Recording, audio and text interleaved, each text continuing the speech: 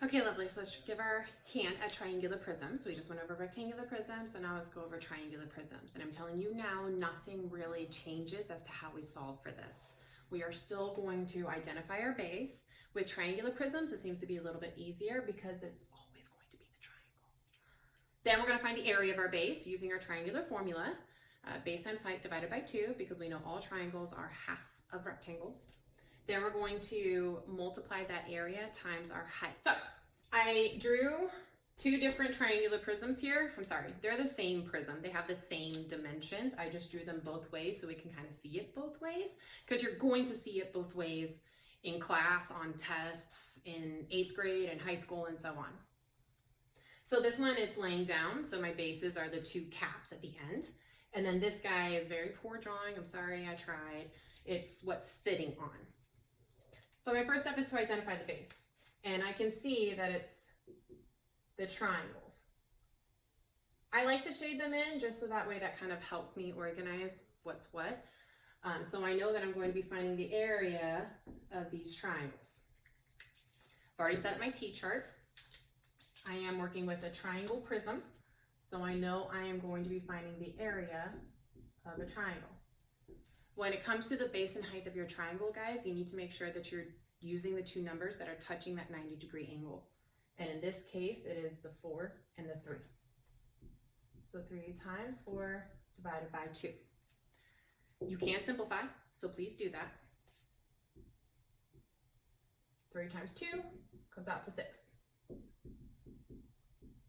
Now I'm plugging this 6 in, and I'm multiplying it times the height of my prism, which is always going to be the distance between your two bases. So the length of your faces. In this case is 6. And I know 6 times 6 comes out to 36 units cubed.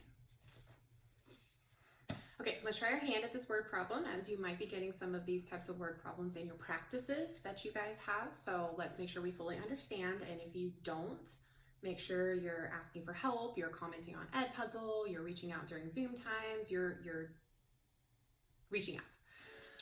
Okay, if a Toblerone candy bar is eaten 2/3 of the way, how much of the candy bar is left? Read my question. Now I'm going to go back through and circle my numbers, underline my question, box keywords, etc. So I see that 2/3 have been eaten, and I'm thinking in my head that the word eaten means that it's gone. So I know that 2/3 of the candy bar is gone. And then the rest of my numbers are in this diagram. So I'll be using that. And I'm even going to box that word left so that it reminds me that I'm not just finding the volume of this, I'm finding how much of the candy bar is left over, how much has not been eaten. So I'm dealing with a triangular prism. I know it's a triangular prism because I see triangles, but then they have rectangular faces. And if a 3D object has rectangular faces, then it's a prism. So I'm going to abbreviate triangular prism. TRI is an abbreviation for triangle. So I'm finding the area of my base, which in this case is the triangle.